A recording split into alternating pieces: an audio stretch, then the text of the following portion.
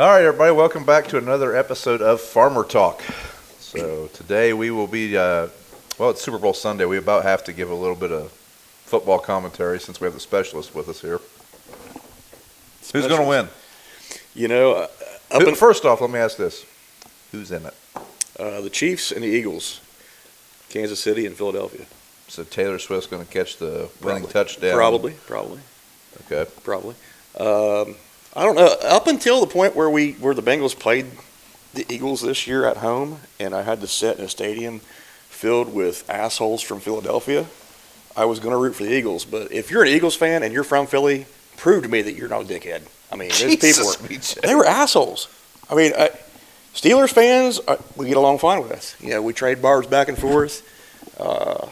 Even Chiefs fans. You actually like the Steelers fans? No, I didn't say that, but we can coexist. You know, we can gather for a sporting event and not come to. It was a different environment. Okay.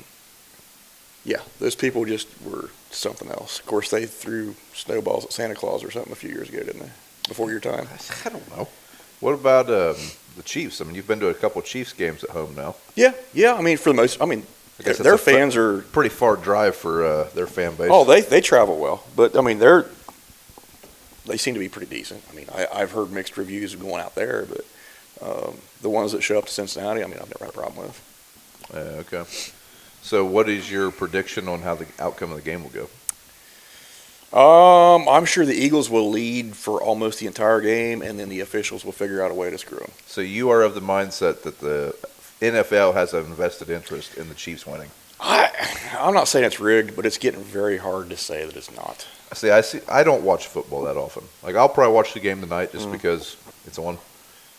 But I always see in my Twitter feed or Facebook feed or whatever, people saying about the Chiefs paying the referees or their MVP being the referee and whatnot. I just always took it as face value as sore losers, but you're saying it is an actual... Yeah, and I mean, all this, to me, it got a lot worse when they legalized sports betting. Now Vegas has vested interest in 50 states, or I don't know about all 50. I don't think it's legal everywhere, but in a lot larger market than they used to. You know what I mean? Okay. I'm not saying it's rigged. I'm not saying there's a script, but it really looks like that sometimes. Okay. So I hear other people saying that the whole not Patrick Mahomes. What's Taylor Swift's boyfriend's name? Travis Kelce. There's an invested interest in them making it to the Super Bowl because she draws in fans. Is this true? That's a theory. I mean, sure, maybe. Okay. I mean, I'm trying to. I know that when you tune in into a Chiefs game, and she is in attendance, it seems like they flip the camera up to her box quite frequently.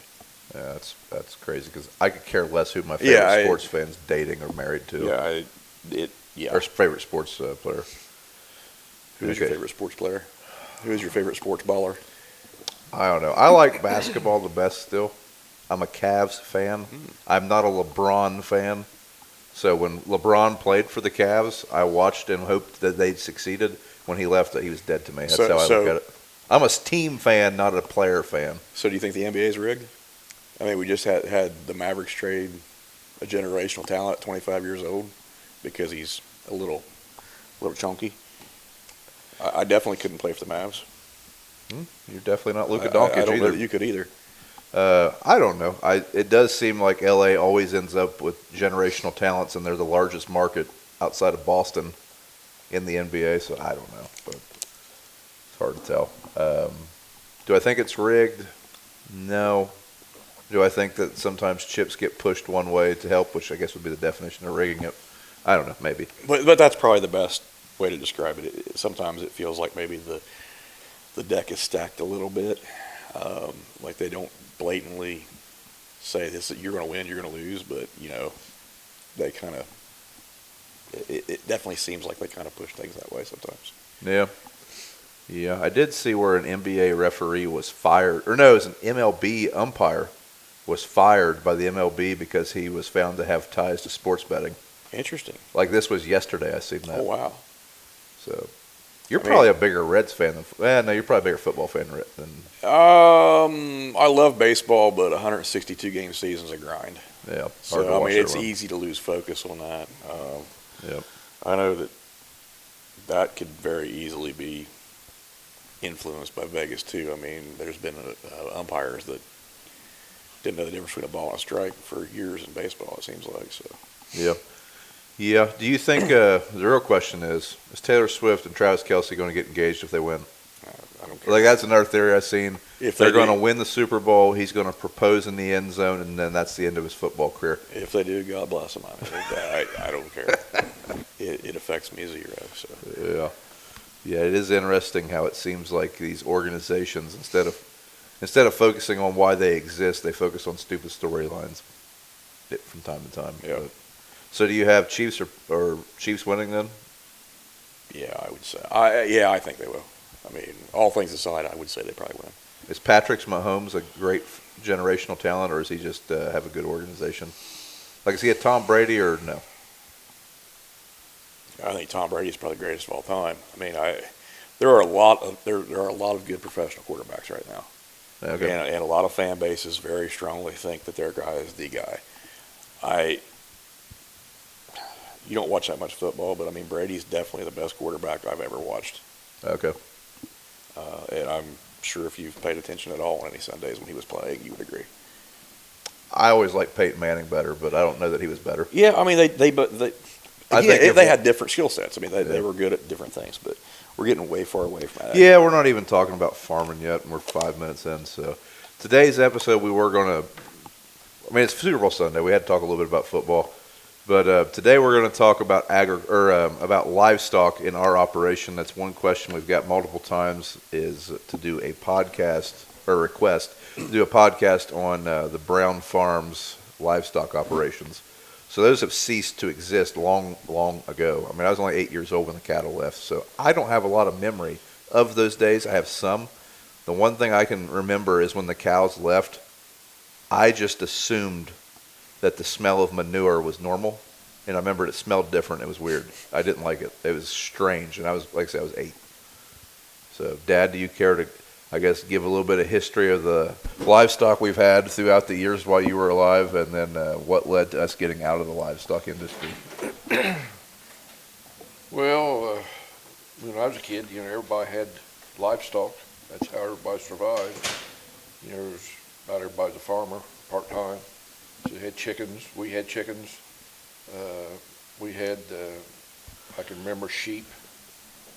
I was little, I don't know, probably 50, late 50s, probably got rid of them. And we had hogs, and we raised hogs, a few, not very many. Dad only had about maybe a 6 or a dozen sows every year, raised 1 litter.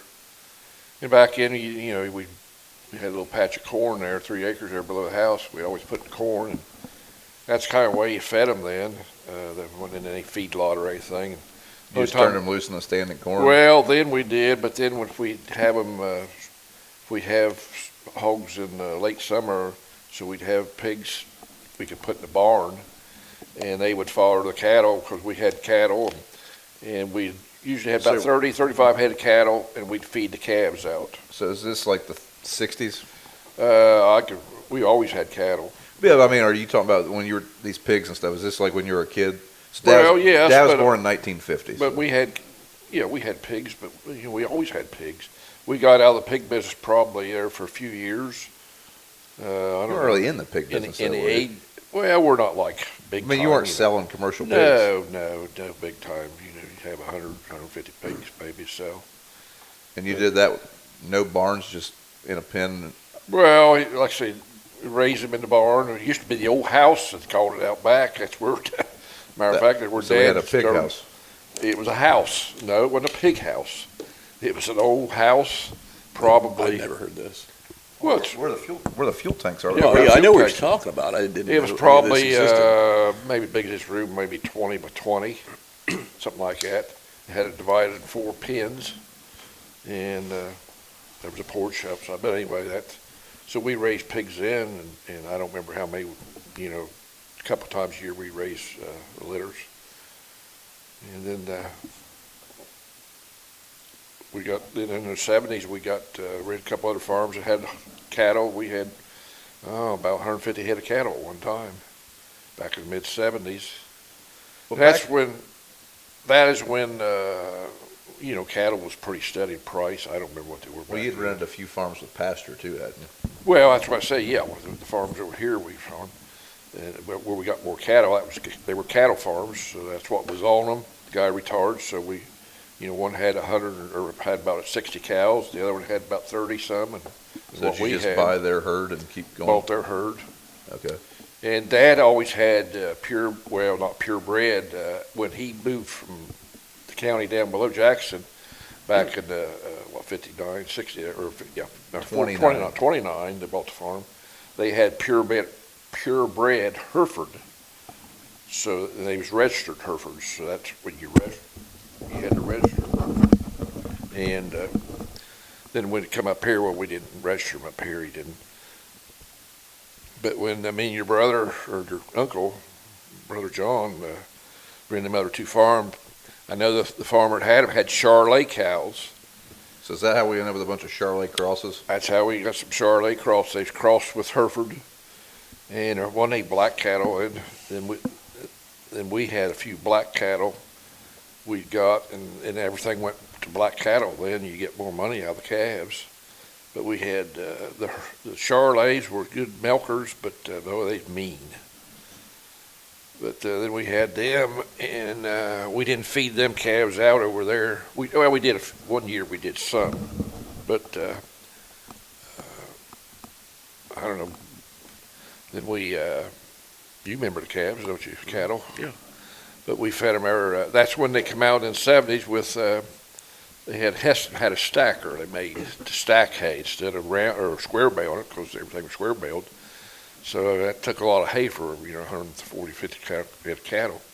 So we bought a stacker, and what that does, you mow your hay just like you always do and windrow it, and it's a flail picker up, flail like a flail chopper. I mean, they weren't sharp, but it picked it up.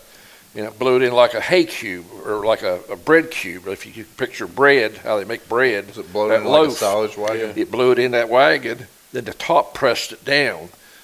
Then you pick it up, put more in there until it kept pressing it down until it just wouldn't go anymore. Then you would dump it out the back. So you guys were ahead of the game, big I squares. think they still had that when I was just a little kid. Yeah. Where'd you put those at? Well, you just let them, that was the idea. You let them sit outside because it was rounded and the water would shed off. It literally come out looking like a loaf of bread. Yeah, that's what it looked like. They made three sizes. Ours was small ones, so we could pick them up with a 3-point hitch. I don't know what they weighed, 1.5 tons, maybe 2 tons. Then they made a size bigger that slid it off with, ours had change. They all had change that pushed it out the back. But then the bigger ones, there's two other sizes. The bigger ones, the next one was probably 20 foot long, maybe longer. And the other one was, boy, it was big.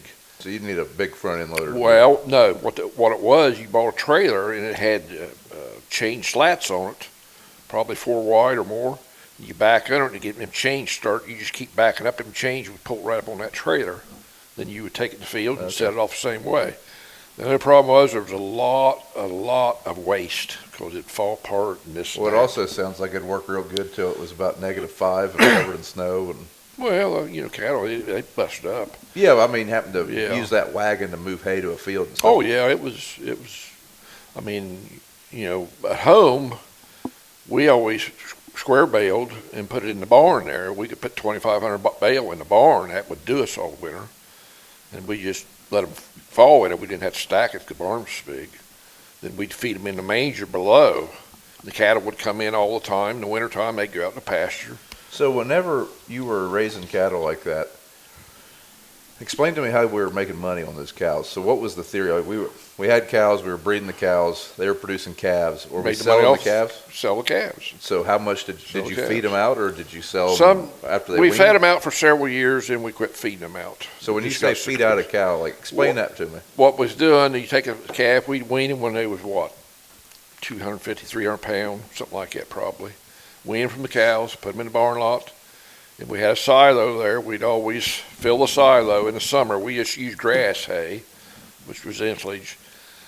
Then we had runways down in the middle of the barn from the silo, and they was, how long were they? Probably 100 foot, Yeah. 150 foot, 100 foot, maybe a little longer, each side.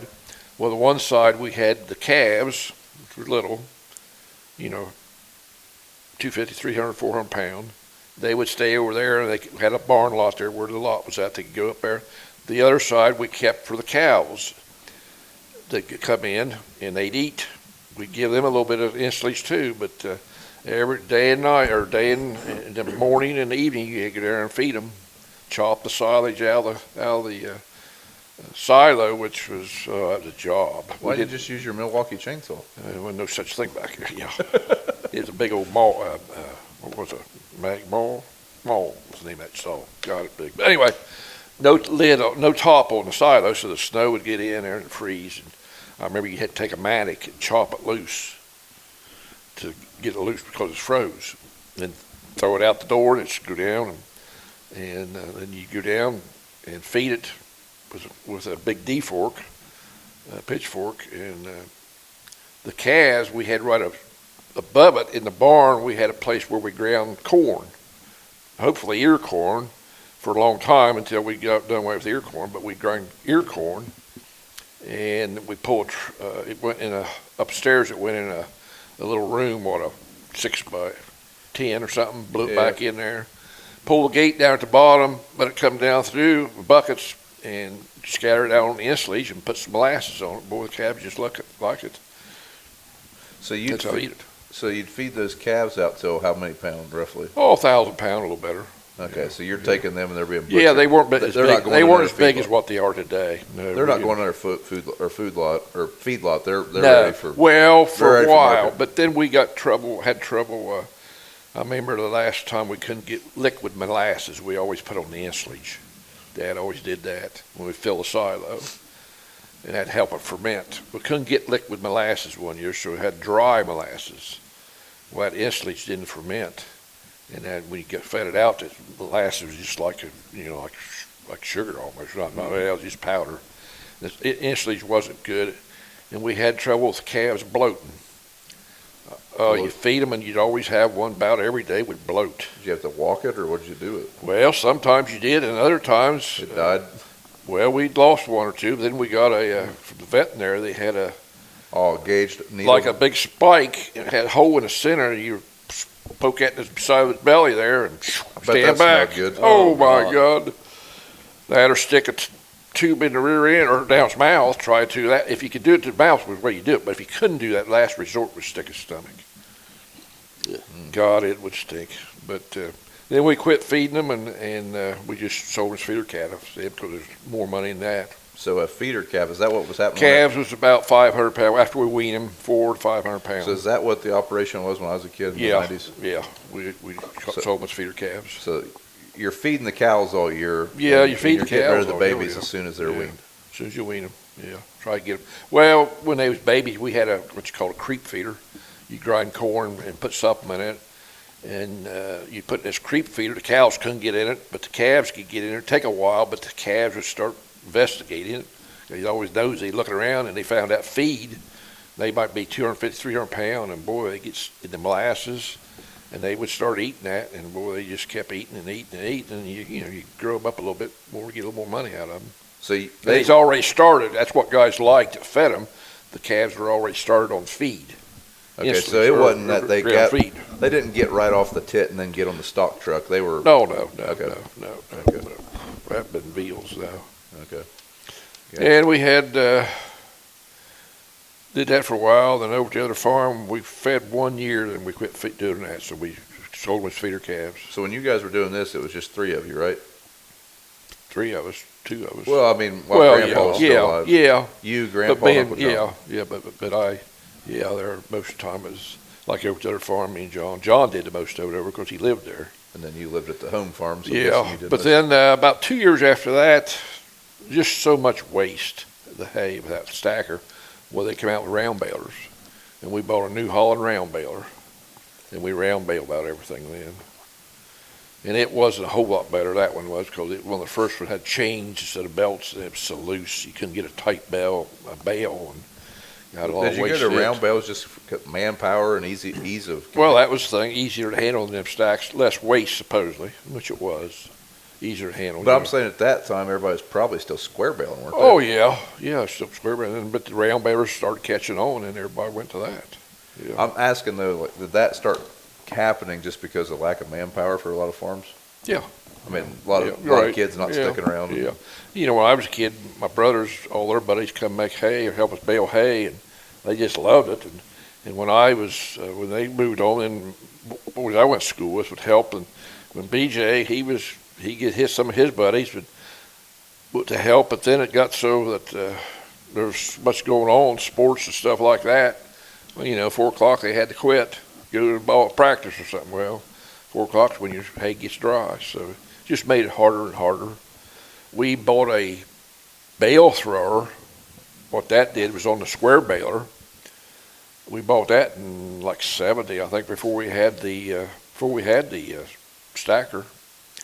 But we never used it over there because we bought the stacker the first year we was over to the other farm.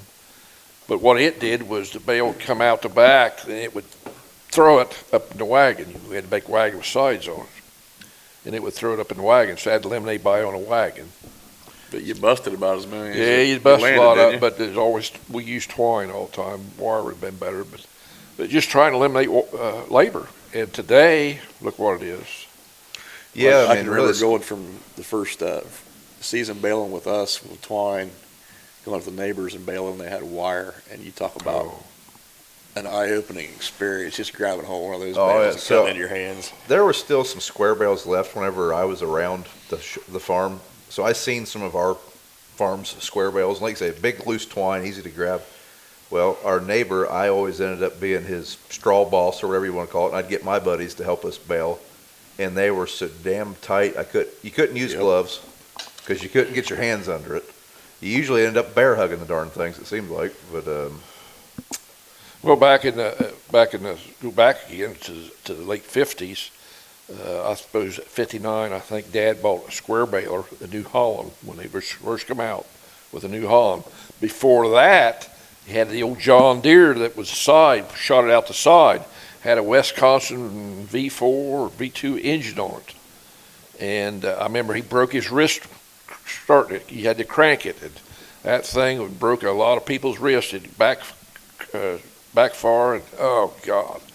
But that thing, you couldn't get the bales less than 90, 100 pounds on them. It made huge bales. do you remember hay stacks before square bales? No. But our barn was made, they built right after the war. Dad, grandpa, mid-40s? Yeah, and it's got a track in it, and they put loose hay in it there for a few years. And that's what it was for? Yeah. That's what track, a big old vanilla rope like that. Yeah, 2 inch. It's still out there. Some of it's still. We use most of it, but the track's still there and the thing's there. Yeah, that's how they did it out each end. Well, just on the end of that, but that barn is a T. That track goes out, doesn't it? Yeah. That barn is a T, so it went clear through one, then the other side had another one come in for straw and stuff. They had 2 places. Oh, okay. Yeah. But before that was the stationary balers, I guess. I suppose they had where you. So when we went out west on that trip, we seen some of those, and Well, not like these. Back then, the stationary, there was a guy standing in the back. He'd stick the wire down in there to tie it. Oh. Every time it pushed hay back, there's time. I don't know how it worked, but I can always remember telling him there's a guy back there poking the wire down. Then when it come back up or something, he had to tie it. So. Okay. So that was really wow. I've been doing that. So when we got out of the cattle business, I mean, I think we had 30 or 40 head of cows. Yeah, 35. Was that a profitable gig at all, or was it just cattle was cheap in the late '90s? But I mean, like to make any money, did you even before cattle got cheap? Did you have to have more cattle to make it worth it? Well, yeah, the more like anything, yeah. But you got pasture, you need cattle. That's how you made it. Back, like I say, everybody had cattle. But then we had, the hay equipment was getting expensive. So at that time, to stay in it to make it worth doing, were we either going to have to double up or triple up in size? Or 35 head wasn't going to buy you back then a $7,000 or $8,000 hay conditioner and a $10,000 baler. We got to a point where all the equipment was pretty well wore out. Yeah. So market was bad. Cattle was cheap. I think the biggest thing was the year we got out of it was also a drought year. 99 was dry. We didn't have hardly any hay. So and John went to Florida for the winter, and I always fed them. And so we decided to sell them. They was cheap, and right after that, started going back up. Story of your life. Yeah. Oh, yeah, that's the way it is. But I enjoyed feeding them. It got so we feed them in the barn, but then it got so round bales, we'd feed them in the barn until they started calving. Then we'd take hay out. Then we got the round bale, then we started taking it all out. So you didn't really feed in the barn. They just We didn't want to feed in the barn when they start calving, which was in March. That's so they didn't crush one. Because they'd come in there and have Okay. So we'd take them out and start feeding them out there. And so did that happen? I mean, mama cow drop a calf, everybody else comes in there and tramples it. Well, yeah, it would. Yes, Okay. could. Yeah, it had. Okay. The funny thing was, cows are smart, and they get their routine. There's always, when you feed a cow, like when we'd give them insulin, there's always the same cow at the same place practically. They all had their spots, but it was, and you always had a wild one or two. But one thing that I noticed that was kind of weird, I thought, is when we take hay out, the square bales, it was just perfect green, like we put it in there. Well, the big round bales set out all the time. We didn't have a place to put them in there. So they had water, they was bad hay on them and that. So if you took a round bale out first, say when they start calving, if we took a round bale out, they wouldn't eat it. They'd still come to want hay down there at the barn. If we took square bales out, they would eat it. So what we had to do is we got to where we just had to quit taking round bales out, or square bales, because they wouldn't picky eaters. Yeah. When we took the round bales out later, they wouldn't eat it. So then as soon as we start calving, we just started taking round bales out. And they had to eat it. Shut the barn lot up so they couldn't get in there. And they had to eat it. Is that why you always say it's better than a snowball? Yeah, I guess. Yeah. But that was, it was a good time. I enjoyed it, but a lot of I can work. remember riding with you in the backhoe. You'd always feed the cattle in a backhoe. Well, that was the best cab. I made a cab. But before Well, that, you always had a hay spear on the front, Yeah. and then you'd use the pick one up, take two boom at a time. to grab Yeah. one. The only bad part that they had one thing Backhoe was two-wheel drive. Two-wheel drive. You couldn't go. You had to use a hoe to push yourself around. Try to keep the place cleaned off halfway where it wasn't too awful muddy. But I can remember that, and I can remember all the fence around, and basically a bunch of gates so you could move them from yeah. pasture to pasture. Yeah. I remember the old shop. yeah. I remember I was probably playing basketball or tearing your stuff up or stealing tools or something, but I remember the back barn door, shop doors would be open. You could see the cattle walking from one field to the other. Yeah. Back Probably in the last back, time those doors yeah. opened. In the back there, yeah. But before that, if we did, if we get 20 calves or so, then we'd get them in and band them, and we'd put them over in the other pasture. So the calves were in one So pasture. yes. Well, it was easier to keep track of because we'd check them every day, 2 times a day. Dad would walk out there back then, check them. So if you had 20 calves, it's hard to count them all. So we would, after a while, we'd always have some stranglers, maybe 2-3 months late. Something seemed like, but Yeah. we always put them over the other pasture. Did you guys have a bull, or did you hire that out? No, we had bull. We usually buy one every couple of years, keep it. We really didn't have any place. Well, there at last we had a place around the house. We kept the bulls. We got to where we got 2. So my whole life, That was the bull by the shed. chicken house That was was the the bull shed, bull shed yeah. pasture. That was the bull. Usually Hereford, but then we went, when we had the other 2 farms, we started going to the Black Angus and Charlake. Well, I remember a some bunch of black cows with white faces. Well, that was cross, Hereford cross. Let's say I figured Then we it'd be got the first bull besides a Hereford was a Maine Anjou bull, Is that the big white bull snowball? No, that was Hereford, or that was a Charolais. Okay. We had one year that, I think. Did We you got this have- Maine Anjou bull. Dad, he didn't like us buying him because it wasn't a Hereford or whatever. And he called him Jughead. He'd go out there, and he was pretty gentle. I mean, he was gentle, but Dad didn't trust him, but he was gentle. Did you have any shorthorns? Or is that just a No. Mike and John thing? No, we never had shorthorn. No, No, we had over at the other farm, black. What am I trying to say? Black ones. Maine Anjou, a good cross, but what's the other? Simmental? Simmental? Well, we had a few Simmental one time, but the black ones were what were they? Jeez, that's what they're. Black cross with Not a limousine.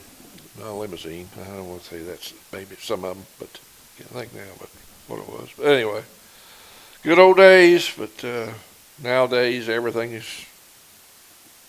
completely different as far as feeding them. Hey, Yeah, I mean, you probably were. They weren't trying to.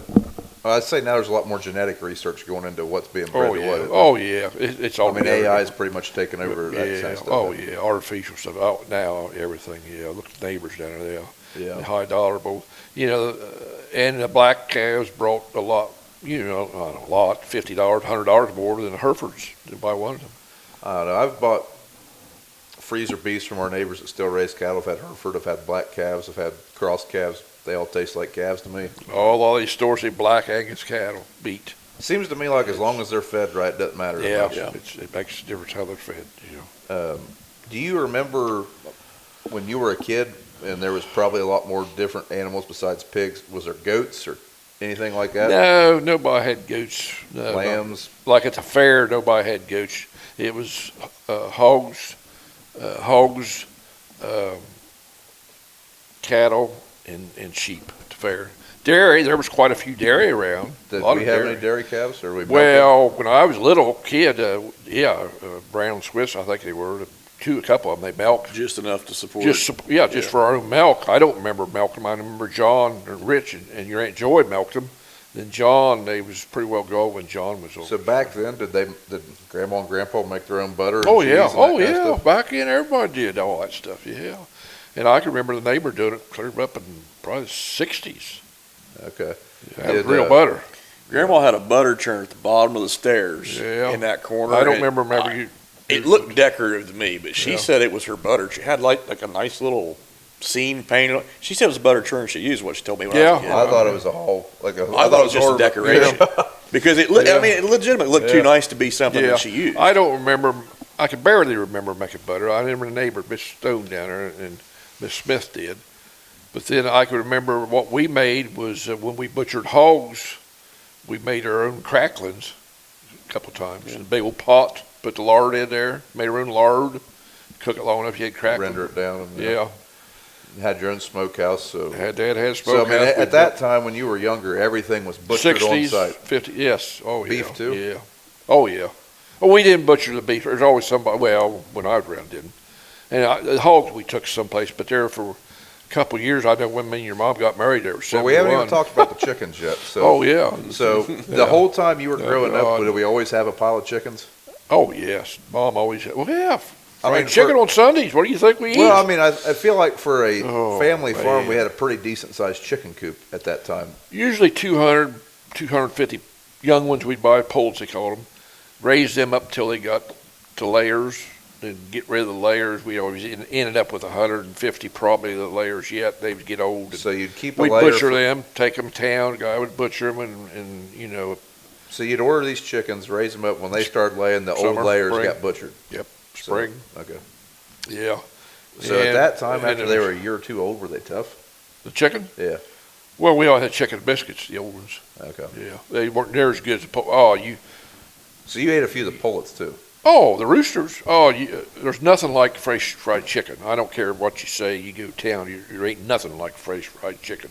Every week, every couple of weeks, when they get big enough, every weekend, Mom would go out, tie them on the line, on the clothesline, hang them up, Always cut their fresh, head off. never frozen. Oh man, you just couldn't beat it. Fresh chicken, and there always John Rich's buddies would be over there. She'd have dinner for my God, how many be there playing basketball. And Well, stuff. the amount of people that are your age and older, I mean, older folks that I've never met before will come up to me and say, your grandma used to make fried chicken. We'd come over and play basketball, yeah, and yeah. we'd leave stuffed. Yeah, that or noodles. Who are you again? Yeah. That was back then.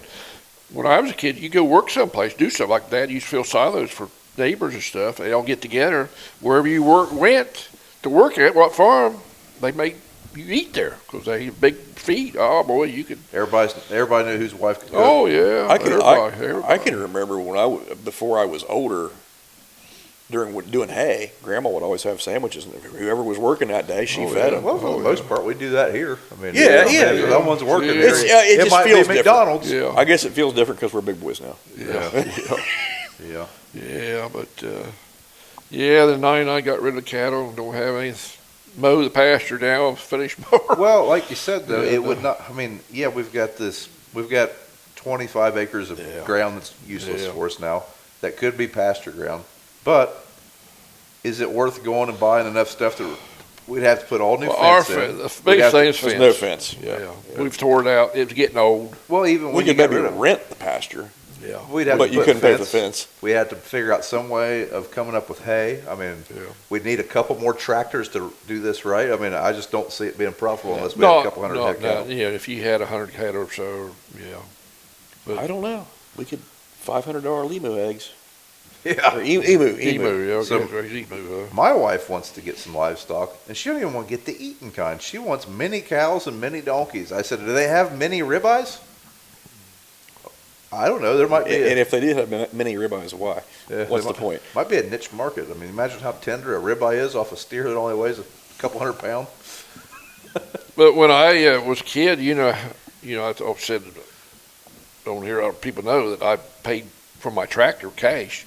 How I did that was Dad give each one of us, we'd have a calf. He'd give us a cow, and that was our cow. And what calf we got, that So was you- our money from the calf. So I when saved it. you sold your first calf, did you buy two more? No, not for a while. Then Okay, finally- I thought you I think started out by I buying think the more. most I'd ever got cows was like 3 cows. I think finally. Then when we got married, your grandpa give your mom one. So we raised. Well, that was a pet, I bet, not really. Well, we raised Never 3. mind. We had one that was a twin, and they always said they wouldn't breed. Well, one of them died. One of them died, and we kept the other, Elsie. And there was 2 Oh, more. Wow. Two I more. remember Elsie. Streaker. Remember Streaker come from Yes. the neighbors where we'd rented. Streaker is a cow, right? Not Yes. a human. Had a white stripe. Well, Okay. Didn't know if it was a perverted neighbor. No, over at Jones's, they had cattle, and when the fellow died, and John would Rigmo, but anyway, Dad had bought like 3 cows at his sale or something, and they had a stubby-like nose, and they had a distinctive look to them. And this one had a big white streak down its back, and we kept it, and it had a baby, and that was Brenda's, called it Streaker. And every calf that she threw had a streak exactly like that. So Dad was talking about how the cattle were smart, like they would all show up the same place, same time of day to feed. Elsie and Streaker would come up right to the back fence behind the house when they were in that lower There was pasture. 3, Elsie, Streaker, what was the other one? Yeah, there was a third one, but I can't remember. But they would show up the same time Oh, every yeah. day Oh, because yeah. Mom would come out and give them an apple or Yeah. Feed them, Yeah. usually. Ground feed. Dad gets mad at her. Quit giving them so much ground feed. Yeah. But that's kind of our sugar cubes. She When kept did- sugar cubes in the cabinet. Too. When did the chickens stop? Because I don't ever remember having chickens. Oh, golly. Early 90s? Probably. It must have been early. I don't remember. Grandma got tired of messing with them because I mean, is this she time was getting Grandpa older. was going? Yeah, Yeah, we had, well, your mom took care of them. yeah. And it was probably, when you was born, probably around there, 90. I mean, 150, 200 chickens is a lot of eggs together every day. You wouldn't get 150 chickens or eggs. You get 50 or 60. If you got half of them laying, they'd take turns laying. I mean, you'd have a bunch of lay, then they'd lay themselves out, then there'd be some more. Okay. But, So is that we just always had eggs, took them and sold them to store, the filling station down there where them little Okay. $1 a dozen. Hey, I bought some eggs the other day, and these were the cheapos, $4.79. Look how much they've inflated. Until the last couple of years, it's always been $1 a dozen. Well, whenever Well, when people bitch about high-priced eggs, there's no money in think eggs. about that. In the 60s, yeah, you guys were yeah. taking a dozen and Dollar. selling for $1. This is 60 Well, years it wasn't later. wasn't that much then. Yeah. But yeah. Well, like my wife wanted chickens, and we ended up with 20 chickens there for a while, and we had eggs coming out our ass because we don't eat at that time we didn't eat a lot of eggs. That's a We heck of it. couldn't sell them. Well, that was the heck of it. Sometimes we had eggs we'd take down water basket every night. We'd get in and loaf down there, Dad would. Every couple of nights he'd take it. Well, Probably hit- Riddles had Pull some out that jug too. of whiskey from over top. Riddles had some too. Then somebody else had some. Well, they didn't give them as much for them then because they had their eggs Yeah. running out their ears. sometimes the chickens wouldn't hardly lay any, so you didn't have any. Yeah. But Mom had customers who'd come there and get them. A lot of the neighbors would come. Oh, up yeah. Well, I ask remember you. there for a while Yeah. when we had eggs. We were selling to it was George's buddy. It's Dave, Yeah. Yeah, and Dave said, "Oh, I can get these at Aldi's for $1.50." go buy them. I was like, "Well, I can't make. I'm not making any money selling to you at $4. Yeah. Bag of chicken feed ain't cheap." I chuckle every time some of my friends on Facebook get into the homesteading deal and they just buy their new chicken coop because I know that's a loser. You better just enjoy chickens because you ain't making any money. No, but there's nothing better than fresh fried chicken. Yeah. Yeah. Yep, it's just. But that's kind of the Fre- extent of our Fresh grilled steak sounds pretty good. livestock. I mean, do you miss it now? Oh, in a way, yeah. But Here's what the worst part I did is hated getting them in. Had to ban. We always banded them, so castrating them or clamp them. And sometimes we'd let them go. Then we'd have to get them in and clamp them. I always hated working messing with them. Yeah, something about cutting something's balls off. I don't. Sometimes I that's- miss it. Sometimes I got to thinking. It's like there's a magic thing that happens when you turn like 13 years old, where what was fun turns into work, Yeah. and it's not fun anymore. The thing I Because when I miss- became a teenager, I didn't want nothing to do with the damn cattle. Yeah. Yeah. Well, see, we were out of the cattle business whenever I was growing up, but my cousins moved into the house that Kayla and I occupied for the last 12 years, 15 years. And they had enough cattle to be a pain in the butt. They had, 10 cows? Something like that. So I was around it a little bit and then taking cattle in 4-H. I got, to be around cattle and experience some of it, not the commercial side of it, but just being around bovine, if you will. Right. Oh, that's another thing. 4-H, we had our own cattle, and John had my brother had 4 daughters. They all took calves. And that was always a chore. My God, you couldn't, it ain't like today. Back then, some of them even had a pen of 5 you could take. That's what Joneses always took, so you didn't have to mess with them. But to take them to show them, You just took the pin out Yes, there, and they judged the pinned pin. out. Yeah. but we'd take them, and we way to didn't do have it. time to do nothing. I mean, we was busy and this and that, and we never messed with them. We got them in like 2 weeks before the fair, and that's when we broke them. All right, it's a little earlier than that. Well, it wasn't much. Sometimes it I wasn't. do remember watching the cattle hooked to the back of a Yeah. Massey Ferguson The tractor. little tractor had a bush hog on it. I remember Do you know that. how blown my mind was when I found out that the other kids didn't do that? Like when Well- I'm sitting back out in the barn, kick back, and my calf is getting ready to kick the shit out of somebody that doesn't know what they're looking at. Jesus. And my buddy's like, "So when did you break that calf?" Oh, we had it hooked up the tractor the other day. Like, what? Well, What, you did what now? It blew my mind whenever I took calves. Like I said, my cousins that lived at the home place, I'm actually the same age as their kids. So a little bit of an age difference there. And I'm about the same age as the cousins. Yeah, we well, did. I took calves with them, and that's how they were. They, Well, they was more into it. oh, that's a lot better. What in the world? Oh, Open mic channel? yeah. Oh, this podcast is ruined. Yeah, probably. Probably work. But it blew my mind also that we were breaking our calves in November. Yeah, I mean, you guys had puppy dogs. Yeah, they're By the pretty time the tiny. fair rolled around, Oh you could God, just yeah, that was cheating. hold out your hand with some feet in it. The only thing you had to worry about was the first day they were there and weighing them in. They were a little anxious. Other than that, they were But fine. all the calves the kids took, most of them was pretty gentle. Some of them wasn't tamed down, but it was always different when they went to the fair. Some of them the wild one might have been the gentlest one out there. But then there'd been a time or two, I think they had to give it a little bit of something, calm it down. But I remember several little bit of years. something. It got to be when we went out there. Of course, it ain't like now; it's all confined. Back then, you Melatonin. had Calf calm. you had to walk the daggone thing a ways. Everybody said, "Get out of the way! Here comes the Browns." Well, it's funny you should say that because I can remember when I was taking calves, there was a few farmers that were still like that. The Riddles being one of them. Yeah. I watched the Riddles a few times they couldn't show. Yeah. Like I think it was if you couldn't get the calf to weigh-ins because it was too wild, you didn't get a show. Yeah. Wow, I would have never showed. Well, you had to get it to weigh-ins. Because getting ours to weigh-ins was starting the stock trailer and just opening the door when you got there. We always got them way in. It took 10 guys to get it there. Yeah. But I know the one year, the worst. That was always my favorite day at the steer barn was watching the weigh-ins. Oh, this wasn't a steer Oh, barn. This it's was just- the prison. we had to We had to go to jail to get our calves weighed. Well, this was carcass. No, they used to weigh them all in out there on Was it backside the of Egypt November Pike. weigh-ins? Carcass. December. Or yeah, we had a December. I'm saying at the fair. Oh, yeah. But right before This the was show. Carcass we took out there. Remember what time we took him? I don't know if you was There was a carcass show in July. and it was out to prison. Yes. Yes. But we always had to go out to that bar in the wintertime and weigh in. Okay. Yeah. Well, yes, to start the That was show. the, Yes. the initial But weigh-in. I remember the year we took them out there to the Carcass. It would be like 10 or 12, and which was homegrown, home raised. The majority of them got to be where they started getting better calves. They'd go out and buy them. But I know John's kids won a couple times Carcass. Never did do good in the showing. But I remember that one year we went out there. There was a daggone. It was cold right around Christmas.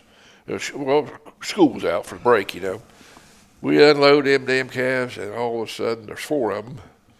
And there's some other ones there. And there was a window, like a 3x3 window, about 6 foot high. And one of them damn calves jumped through that window somehow. I don't know how he got through there, but he went through there. So, one last thing before we close this out. What is your opinion of, so going back to even when you were a kid, there's just been less and less involved in livestock. It seems like generationally. Like when you were a kid, everybody was even making their own butter. And then it just got to where now no one butchers their own animals. Even the people that have chickens, they're paying someone to process these chickens. So do you think as generations move forward, it's just getting further and further away from the base route of agriculture? Well, definitely. What do you think that could be done? Like 4-H is supposed to be the tie to agriculture for kids. And in my opinion, for the most part, it's became an ego show. And I'm not knocking people. If that's what they're into, if they want to try to win a trophy, that's great. How do you think they could change that? To me, it doesn't show the kid how to make money. Correct. To raise them. I agree. Now, if you're showing them money, okay. Well, you don't want everybody to be farming like we did back then. Yeah. Because you wouldn't be able to rent any land. Yeah. Farming land. I just think that, like for 4-H, for example, Emmy one year took chickens. And in my opinion, that is the easiest project possible. It really, there's no competition to it. If you're into chickens, I'm sorry. I almost thought it was a joke of a project because we showed up at a truck. They handed us 6 chickens off the truck. They said 2 of these have to make it to the fair, and that was it. We fed the chickens. We washed the chickens a couple times, and that was it. To me, the way they could have made that project more a more teachable moment for those kids, because any kid can throw these chickens in a cage and hope 2 of them live. Here's 10 eggs. No, I think you should have had to butcher your spare chicken. Oh, shit. I mean, I don't think your daughter would have made it. it'd been a learning experience for all them kids. sure. I mean, I think they should have had to process that I think chicken. the 4-H folks are trying to get more kids involved, not less. Well, what are we trying to do here? This day and age, Peter would And let you do I that. think you ought to. Hey, that's 100% right. You can get away with Well, I mean, we're teaching kids about production agriculture. I think even in your 4-H, like your market steer, maybe not butcher your own steer, but I think part of that project at your skill-a-thon or whatever, you ought to go. And Did they still have carcass animals when you were in 4-H? Hey, they're so dang expensive. Most people don't have a spare steer. Okay. I mean, that was the big thing. A big thing when I was in 4-H Yeah. is we still had county raised and carcass, Yeah. and you would go to the packing plant. You'd have to grade your own beef. Well, that would They got be to do way it, better. yes. You put on your lab coat, your freezer coat. and you They go ought to in do there. that, in my opinion. I think that would be a much better tie back to how this all works. Now, We'd I have- couldn't grade a beef now, but I know back then I could judge how much fat was, or measure how much. Knew how to do it. Yeah, It was kind of interesting. I think that's what 4-H needs to get back to. Like I say, I know a lot of buddies that are very competitive in showing. That's awesome. Their kids are very knowledgeable about animals, but most of the kids I see in 4-H are just there to get a check, Exactly. Trophy. And, and they're not the ones paying for the animal. They're not the ones paying for the feed. But I always thought the county raised, if you won county raised out there, which John's kid, I think, did one year, that was better than for us. Because that's what we did for a living. Yeah. When you're showing them to win the showing, you're buying these calves. But there are some people raising them. But if you want to make money, I guess, if you're real good at it, knew what you're doing, and there's a certain way to feed them and all this stuff, if you can raise them to sell them for any animal for show calves, there's money in it. But, not everybody's going to do that. And not everybody's going to do it. The kids aren't this day and age, probably 10% of them really want to put money in them to try to win the top prize. But to me, it's everybody, the majority of the kids just don't care about that. So, but it's supposed to be showing how to make money with livestock, and I don't know. That's my 2 cents worth. We never did try to spend big dollars on it. It takes a lot of money. I've heard kids spend $10,000 to sell with sale, don't win anything. You get $1,000 or $2,000 out of it. So that don't teach you anything. Yeah. But that's a chance you take if you want to do that. And I'll tell you one thing that I think 4-H is good at is teaching kids how to market themselves. But it is really disappointing whenever you see a kid selling a steer for $800 at the show.